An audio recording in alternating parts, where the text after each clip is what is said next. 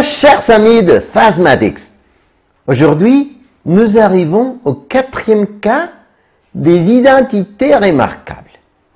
Rappelez-vous, une identité remarquable, c'est une multiplication, c'est-à-dire un produit où on mémorise le procédé pour arriver rapidement au résultat.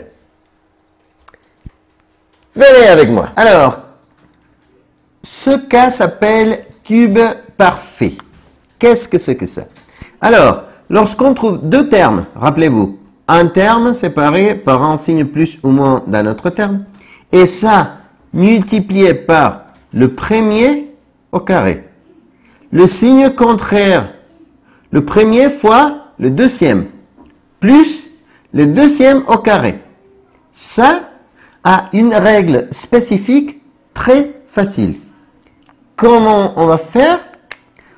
On va mettre au cube le premier terme, on va copier ce signe et on va mettre au cube le deuxième terme. Et c'est tout. Le résultat, a cube moins b cube. C'est tout fait, terminé. Ça serait la même chose si on multiplie le premier par le premier par le deuxième, le premier par le troisième, le deuxième par le premier, le deuxième par le deuxième, le deuxième par le troisième. C'est pareil.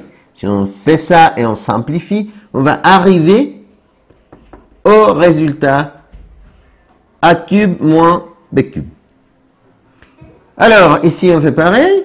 On va mettre au cube le premier terme, on copie ce signe et on va mettre au cube le deuxième terme. 2x carré au cube, 2 au cube 8, parce que 2 fois 2 fois 2 c'est 8. X carré au cube, rappelez-vous qu'il faut multiplier les exposants et ça fait 6. 3 fois 2, 6.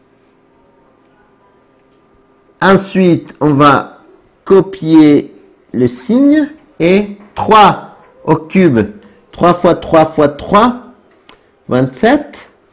Et y au cube, y cube. Et c'est fait, c'est super facile. Le plus important est d'identifier lorsque nous avons un binôme et après le premier au carré, le signe opposé, le premier fois le deuxième, plus le carré du deuxième. C'est toujours comme ça.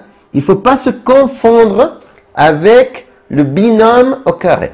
Parce que là, il y a le double et ce n'est pas le signe contraire. Mais ici, c'est le signe contraire, le premier fois le deuxième. Merci beaucoup de votre attention. À une prochaine fois. Au revoir.